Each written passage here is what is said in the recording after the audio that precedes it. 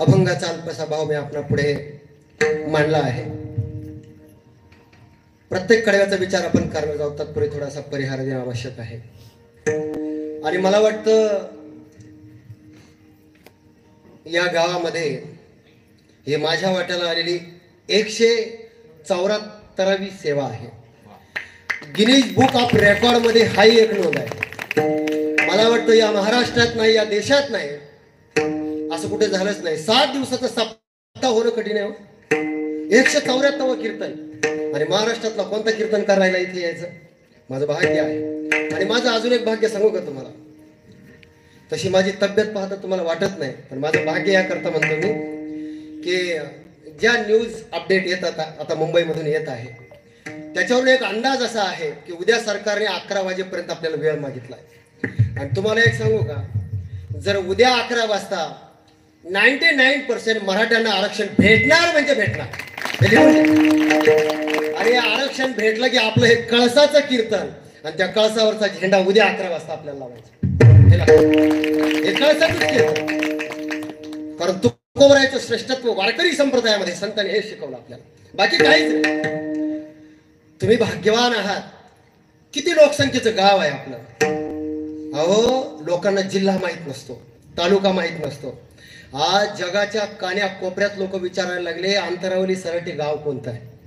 तुमची वेगळी ओळख सांगायची गरज राहिली. भाग्यवान आहात तुम्ही, आणि आम्ही भाग्यवान आहोत की तुमच्या दर्शनाचा योग आम्हाला आला. भाग्यवान आहात तुम्ही. काय गावाचं. अहो महाराज, कधीतरी थोडासा रिसर्च करून पहा. सामान्य कुटुंबात जन्माला आलेला माणूस, मी नेहमी विचार करत असतो की मी जेव्हा माननीय मनोजदादा जरांगे पाटील यांच्या मराठा आरक्षणाच्या संदर्भात जे काही उपोषण या गावामध्ये सुरू झालं, महाराष्ट्रातून नाही पूर्ण देशभरातून प्रचंड पाठिंबा त्यांना भेटतोय. काही येडे येतात जन्माला डोक्यावर पडलेले, माझं बोलणं नीट आहे, काही येतात येडे जन्माला. ते काय म्हणतात, 3 कोटी मराठे जाणार मुंबईला असं म्हटले होते. खरंच जातील का? काम धंदा सोडून जातील का? आता मोजत बैस म्हणा, आता मोज. नसतील तुझ्याकडे माणसं तर कामाला लाव. सांगू महाराज, छत्रपती शिवाजी महाराजांपासून आमचा हा इतिहास आहे की मराठ्यांचा अंदाज कोणालाच बांधता आला नाही.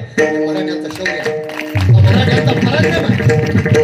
अरे कोणाच्या नादाला लागता रे तुम्ही, कोणाच्या नादाला लागता? जगात कोणाच्याही नादाला लागा, पण मराठ्यांच्या नादाला लागू नका, कारण तुमची माती सुद्धा शिल्लक ठेवणार नाही एवढा पराक्रमाचा आणि जाज्वल्य इतिहास या महाराष्ट्राचा. ज्या छत्रपती शिवाजी महाराजांनी शून्यातून विश्व निर्माण केलं आणि ज्या दिवशी सिंहासन उभं केलं ना, 10,000 कोटीचं सिंहासन माझ्या राजाचं होतं. हा स्वाभिमानी इतिहास आमचा आहे.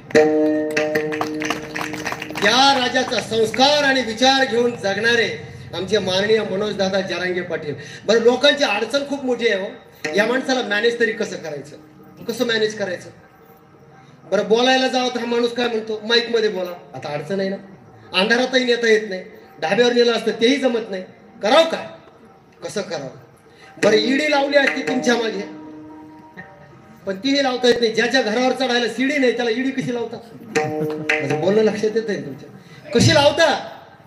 एक सांगू महाराज, महाराष्ट्राच्या परंपरेनं, महाराष्ट्राच्या संस्कृतीनं आणि इथल्या सगळ्या समाज बांधवांनी हे सिद्ध केलं की जर नेता प्रामाणिक असेल, त्याचा उद्देश जर प्रामाणिक असेल, तर लोक स्व कष्टाने येतात. हा इतिहास या अंतरावली सराटीमध्ये घडला आणि मागे उभं राहतात. मी विचार करायचो, छत्रपती शिवाजी महाराजांकरता 18 पगड जातीतला समाज आपला प्राण द्यायला तयार झाला. का तयार झाला? आज माननीय मनोजदादा जरांगे पाटील यांचं जीवन जेव्हा मी पाहतो ना, तेव्हा कळतं की छत्रपती शिवरायांच्या संस्काराचा वसा आणि वारसा घेऊन जगणारा माणूस कोणत्याही काळात आणि कधीही जन्माला येऊ द्या, छत्रपती शिवरायांचे विचार, त्याग आणि समर्पण असेल तर समाज त्या माणसाला डोक्यावर घेतल्याशिवाय राहणार नाही. हा इतिहास आहे. एक सांगू महाराज, हे वावगं ठरणार नाही. माननीय मनोजदादा जरांगे पाटील म्हणजे छत्रपती शिवाजी महाराजांनंतर एवढ्या समाजाचं संघटन बांधणं त्यानंतर कोणालाच शक्य झालं नाही. जे दादांनी करून दाखवलं, जे दादांनी करून आतापर्यंत कोणाला जमलं नाही. सोपं आहे महाराज माणसं जमा करणं. पार्ट्या द्याव्या लागतात, गाड्या कराव्या लागतात, काय करत नाही लोक. काही लोक म्हटले, महाराज तुम्ही एवढे पैसे कुठून आले, हिशोब सांगा. आता यांना कसं सांगावं हिशोब? आता हिशोब आणि खरं कसं पटेल लोकांना? कारण बेमानीनं जगणारी माणसं इमानदारीने सुद्धा या जगात कार्य होऊ शकतं, विश्वासच पटू शकत नाही. कसा पटेल? अहो महाराज, गुगलवर जाऊन सर्च करा, जगातली एकमेव अशी सभा आहे की साधा ग्रामपंचायतीचा सदस्य नसलेला माणूस सुद्धा, की ज्याने वावरात सभा घेतली, जमिनीत सभा घेतली, पण 1.5 कोटी समाज जमा केला, हा जगाच्या पाठीवरचा इतिहास आहे. जगात असं कुठे घडलं नाही, पहिल्यांदा घडलं. आणि अजून इतिहास आहे का?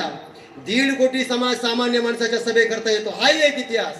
एका दिवसात 30 सभा घेतल्या, हाही एक इतिहास. एका दिवसात सगळ्यात जास्त लोकांना संबोधन केलं, हाही विश्वविक्रम. कधी कधी लोक मला विचारतात, महाराज एवढा सामान्य माणूस, मला वाटतं 35च किलो वजन आहे बरं का, 36 सुद्धा व्हायला तयार नाही माणसाचं. बरं काही लोक काय म्हटले माहितीये का? म्हणजे काय माणूस एवढा एवढा बारीक दिसतो, याला करू ऍडजस्ट. छत्रपती शिवाजी महाराजांना असंच म्हणत होते लोक, करू ऍडजस्ट. पण माणसाच्या दिसण्यावर, त्याच्या उंचीवर, त्याच्या राहण्यावर जाऊ नका बरं का. कारण हा मराठ्यांचा इतिहास आहे की ज्यांनी आम्हाला गृहीत धरलं त्यांचाच कोथळा आम्ही बाहेर काढला. हा मराठ्यांचा पराक्रमाचा इतिहास. काय शिकवलं छत्रपती शिवाजी महाराजांनी? आणि म्हणून अहो महाराज, ज्या समाजात आपण जन्माला येतो त्या समाजाचा आपण काहीतरी देणं लागतो. ज्या देशात, ज्या कुटुंबात आपण जन्माला येतो त्या कुटुंबाचा आपण काहीतरी देणं लागतो. कारण या देशाची, या राजकारणाची अशी पद्धत आहे की आधी कुटुंब आणि मग समाज. माझे बोलणं नीट आहे का? राजकारणाची आणि समाजाची एकंदर रीत आहे, आधी कुटुंब आणि मग समाज. जगाच्या पाठीवर पहिला असा माणूस भेटला की जो म्हटला आधी समाज मग कुटुंब मग कुटुंब. याच्यापेक्षा सांगू महाराज, सगळ्यात जास्त माझ्यासारखा माणूस या माणसाचा जर भक्त झाला असेल तर फक्त एका कारणामुळे. तुम्ही वाक्य ऐकलं असेल की असं कोणीच म्हणू शकत नाही, बायकोला सांगितलं कुकू पुसून तयार राहा, आलो तर तुझा आणि गेलो तर समाजाचा. एवढं समर्पण कोणाकडे नाही, आता कोणाकडेच नाही ही समर्पणाची भावना. आणि एक सांगू का महाराज, असा योद्धा, असा नेता भेटला तर तुम्हाला काय वाटतं? कोणाची हिंमत आहे आपल्याला आरक्षण न देण्याची? अरे तुम्ही काय, तुमचा बाप देईल, तुमच्या बापाने दिलं, तुमचे पित्र येतील स्वर्गातून, ते आम्हाला आरक्षण देईल, पण तुम्हाला आरक्षण द्यावंच लागेल. आता तुमची सुटका नाही. आणि मराठ्यांचं नुसतं लोक म्हटले, महाराज किती मराठी येतील, किती मराठी येतील, आता मोजत राहा. आता तुम्हाला उभं करायलाही जागा नाही आणि कशालाच जागा नाही. विठाला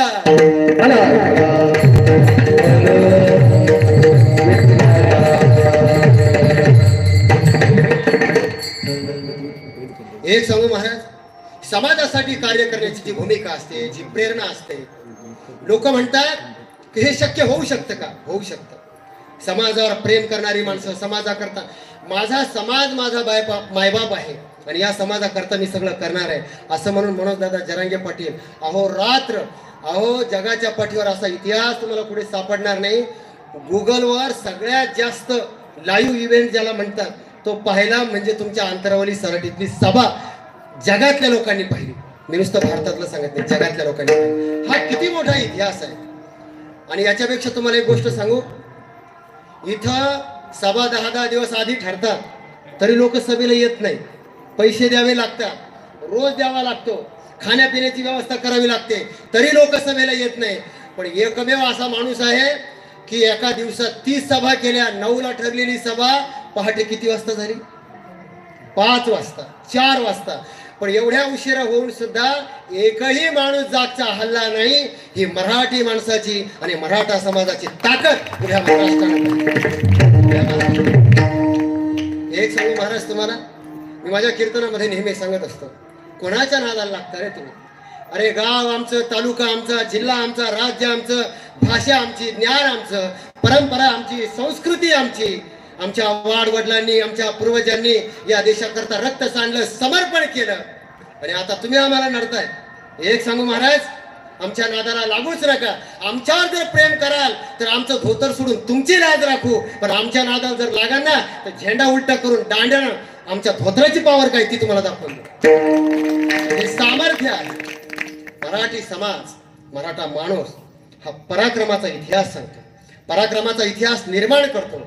आणि अजून एक सांगू महाराज तुम्हाला, मनोजदादा जरांगे पाटलाची एक गोष्ट मला सगळ्यात जास्त आवडली की समाजाप्रती जे समर्पण आहे, समाजासाठी आपण जे देणं लागतो.